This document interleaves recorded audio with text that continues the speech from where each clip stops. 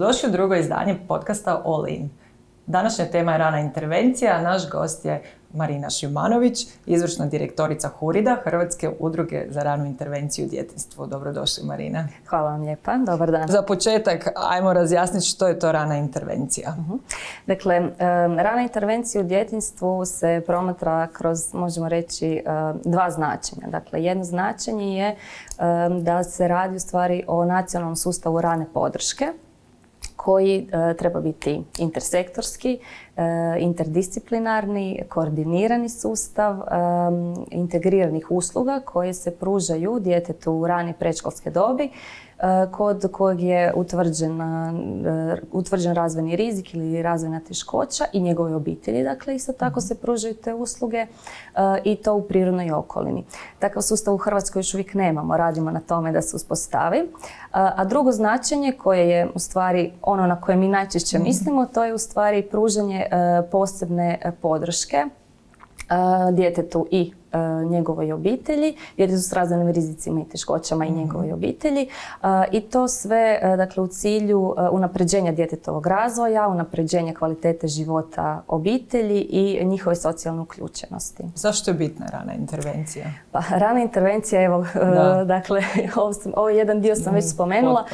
Mi znamo reći da u stvari izostankom rane intervencije nastaje cijela jedna kaskada nepovoljnih ishoda koji su i kratkoročno i dugoročno nepovoljni, da tako kažem. Dakle, radi se o tome da izostaje poticanje djeteta, odnosno dijete ne razvija svoj puni potencijal.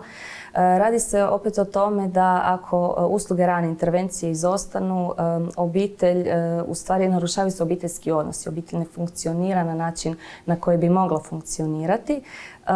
Roditelji su pod stresom, roditelji lutaju u potrazi za informacijama, pred mnogim su izazovima, imaju brojne obaveze i naprosto možemo reći da je čak ugroženo i roditeljstvo, dakle odnos roditelja i djeteta.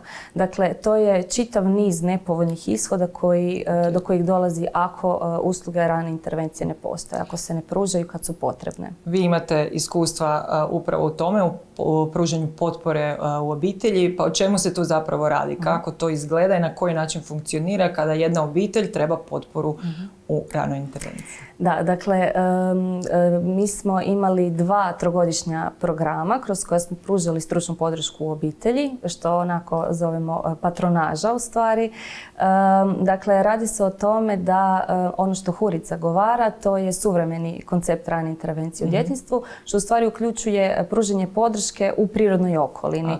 Dakle, išli smo u domove obitelji gdje vi u stvari radite s djetetom u njemu poznatoj okolini, gdje pružate podršku na licu mjesta roditeljima, gdje u stvari osnažujete direktno obitelji jer oni su dakle ti koji ostaju cijele dane sa svojom djecom i koji moraju znati što i kako treba raditi. Dakle, i ovaj kabinetski tip rada je također nešto što je važno, ali u ovoj ranoj dobi je u stvari puno važniji ovaj dio, dakle poticanje u prirodnoj okolini. Što podrazumijevamo reći to uključivanje djeteta u ranu intervenciju? Koji su to sve stručnjaci s kojima obitelji dijete može početi raditi? Pa evo, dakle, ono što nisam spomenula, usluge rane intervencije se pružaju kroz više sustava. To je ono što je u stvari važno naglasiti i zbog toga je ponekad teško ostvariti dakle, ovu hitnost, odnosno ranu intervenciju u tim prvim ranim godinama. Dakle, usluge rane intervencije pružaju se nekako je primarno još uvijek sada kroz zdravstveni sustav, dakle ovaj medicinski, terapijski dio, da tako kažem.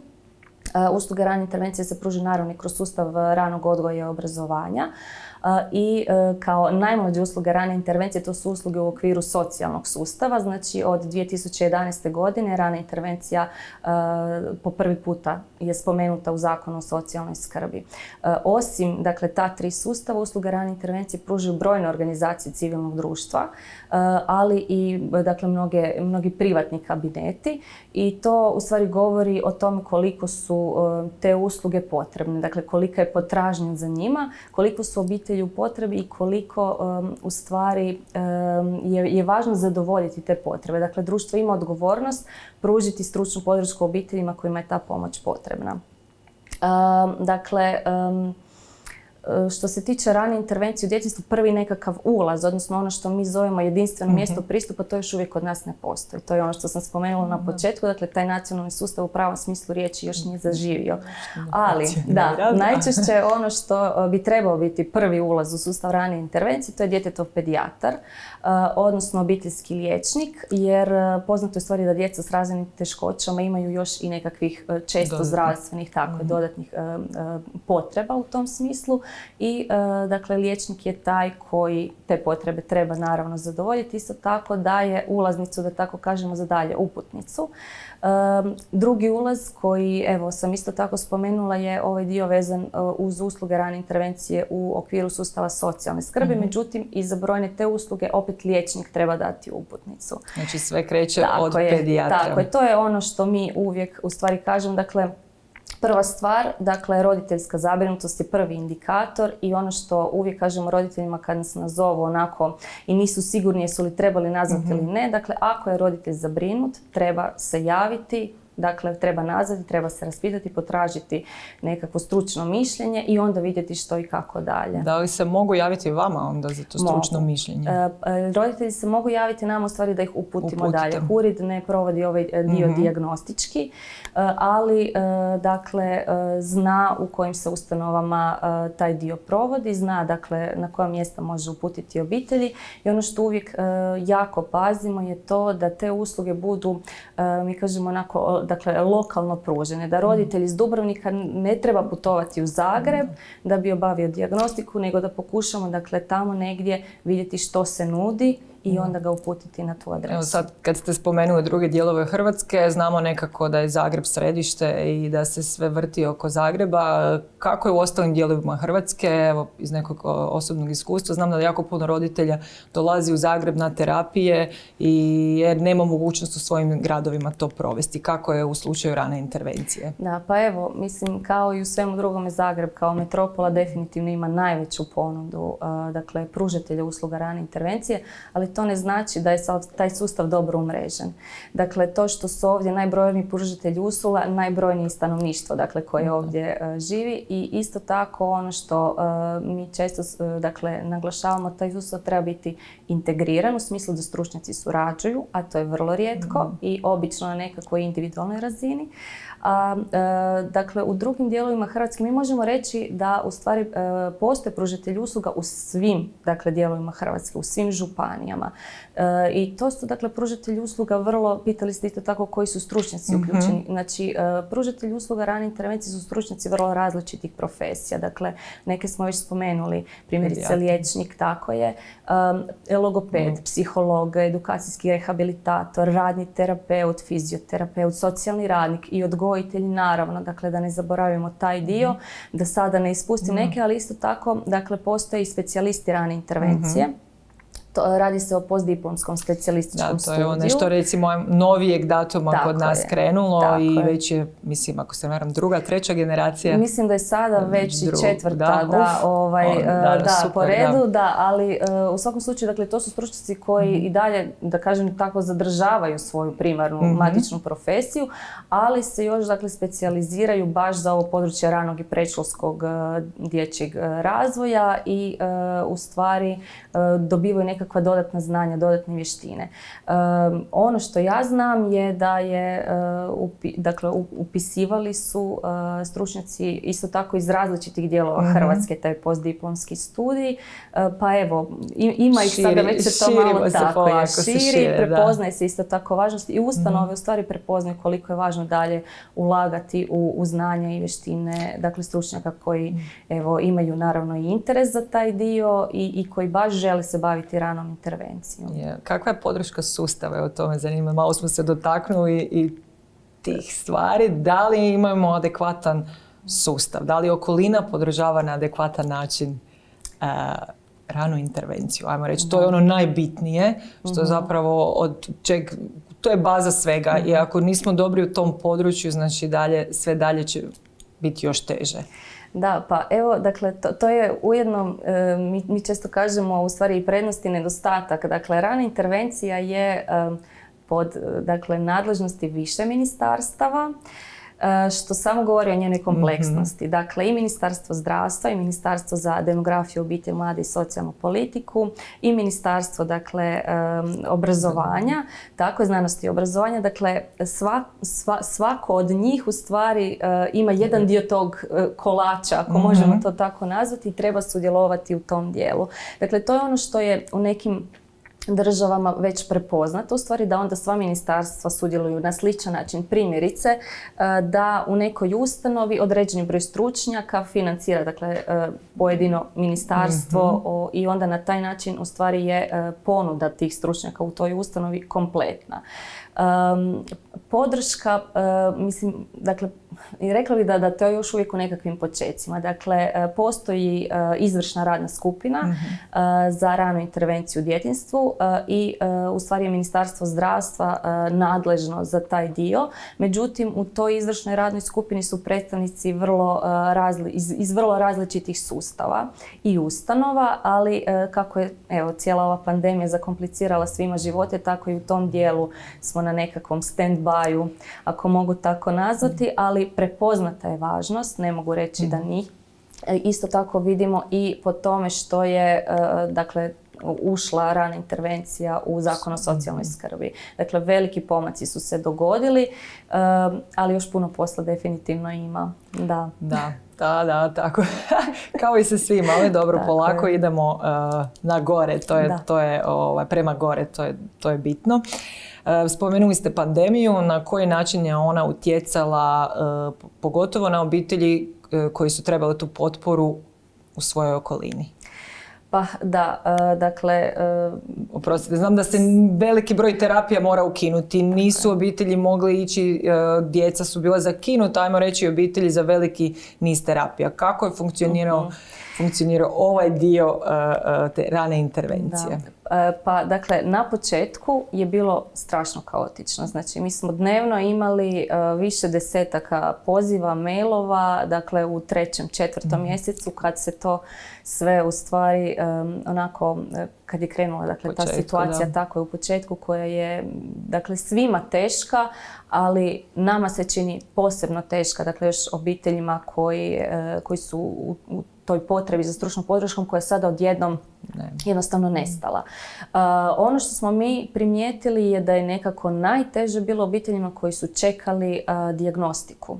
Dakle, oni su imali osjećaj da sada gube toliko vremena i prilika i tu su bili jako, jako zabrinuti.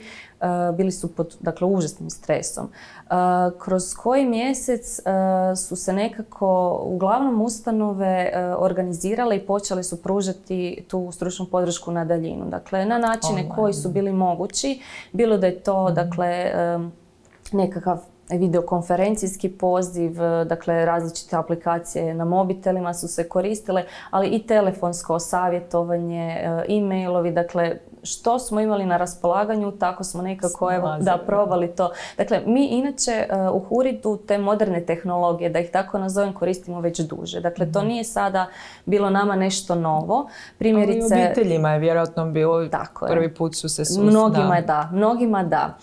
Ali, dakle, ta virtualna rana intervencija nije novost u svijetu i, dakle, njen dobrobit, dakle, te virtualne rane intervencije je isto tako dokazana i ono što je sada bila neka nova dimenzija je to da smo mi svi ulazili u obitelji, dakle, i vidjeli što se tamo radi, vodili, usmjeravali roditelje, dakle, osnaživali ih na taj način i dobili smo povratne informacije od roditelja da su se velike promjene dogodile jer su oni sada zaista bili 100% uključeni i mi smo njih u stvari modelirali, da tako kažem, i oni su se kroz to jako osnažili i sada se osjećaju puno sigurniji u sebe. Dakle, to je jedna pozitivna stvar. Dobro je ova pandemija. Tako je, ali najveća u stvari vrijednost toga je to što su ipak roditelji, obitelji osjetili da nisu prepušteni sami sebi, što su se stručnjaci, evo, svaka čast, velik broj, dakle, znamo ustanova da se uspiju dosta brzo snaći. Da, ali naravno da ovaj dio uživo je nešto što se ne može samo tako zamijeniti i što se ne bi smjelo, dakle, izostaviti i čim je dakle, čim su uvjeti, dakle, epidemiološki dozvoljavali, ustanove su u stvari polako opet uvodile, dakle, susrete uživo, stručnu podršku uživo, tako da evo i taj dio u stvari bude pokriven. Kako bi olakšali mnogim obiteljima. Vi ste također pokrenuli platformu Rani Klik se zove. Pa o čemu se radi, na koji način ona pomaže roditeljima i obiteljima? Da, pa evo da, platforma Rani Klik i baza podataka u stvari ujedno je, dakle, postoji od 2009. godine. Razvijemo kroz različite projekte, programe, snalazimo se na načine i uz pomoć ideja, dakle, do kojih god možemo doći. To je u stvari, dakle, Rani Klik kao tražilica, kao platforma namijenjena je i roditeljima i stručnjacima. To je ono što jako volimo i trebamo naglašavati, jer u stvari roditelji i stručnjaci su ti koji trebaju djelovati partnerski kako bi se u stvari postigli optimalni rezultati. Roditelji tražilicu kao i stručnjaci koriste besplatno. Dakle, sve u stvari HURID-ove usluge su od osnutka udruge nadalje za krajnje korisnike besplatne. Tako je evo i ova tražilica. Radi se o tome da smo mi prikupili u tu bazu podataka podatke o svim ustanovama na području Republike Hrvatske koje su bile voljne, dakle, ući u tu bazu i dostaviti podatke. Dakle, iz svih županija imamo ustanove, iz, dakle, sektora i zdravstva, odgoja i obrazovanja, socijalne skrbi, ali isto tako i organizacije civilnog društva i privatni sektor.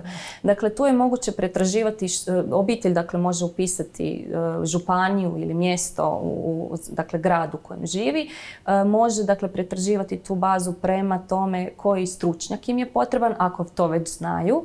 Mogu pretraživati bazu prema tipu teškoća, dakle, o kojem se kod djeteta radi, prema sustavu, dakle, iz kojeg im je potrebna određena usluga. Ali isto tako ono što je bilo inovativno i na što smo stvari jako ponosni je taj dio što su roditelji dobili priliku ocjenjivati usluge koje su im pružene. Dakle, ako se može ocjenjivati, ne znam, hotel i restoran, sasvim je legitimno da u stvari na ovaj način roditelji podijele svoje iskustva i zadovoljstvo. I osim toga roditelji su mogli ocjenjivati i samu tražilicu, dakle, a stručnjaci pak, evo, to im je da jedan od načina za povezivanje, jer smo često isto tako shvatili da stručnjaci ne znaju međusobno jedni za druge, a rade recimo u istoj županiji. Da, ili ne znaju koje sve usluge su dostupne u pojedinoj ustanovi. Pa onda je to nekako bio način da, evo, se međusobno poznaju, da se povežu. Mi kroz različite naše aktivnosti promoviramo tražilicu, pozivamo stručnjake, dakle, da i upišu se, dakle, u tražilicu, da ažuriraju te podatke jer se to naravno mijenja. I evo, i ovo je jedna prilika i hvala vam da pozovemo sve zainteresirane kojima je potrebno da se prijave, da se priključe i da nađu ono što im je potrebno za dalje. Tako je. Evo, u ovom trenutku u tražilicu je upisano 579 ustanova iz Hrvatske. To je jedan impresivan broj, tako je. I dakle, svi koji su zainteresirani se mogu javiti na mail adresu raniklik@hurid.hr. Mi onda novoj ustanovi izradimo profil, dostavimo podatke da oni mogu pristupiti svom profilu i onda dalje uređivati podatke, ažurirati kad je potrebno. Evo, čuli ste, dragi gledatelji, na koji način se možete uključiti i kao stručnjak, ali i ono najbitnije kao roditelj u aplikaciju Rani Klik i gdje možete pronaći sve informacije koje su vam potrebne za vaše dijete i obitelj. Hvala vam što ste bili u još jednom izdanju podcasta All In.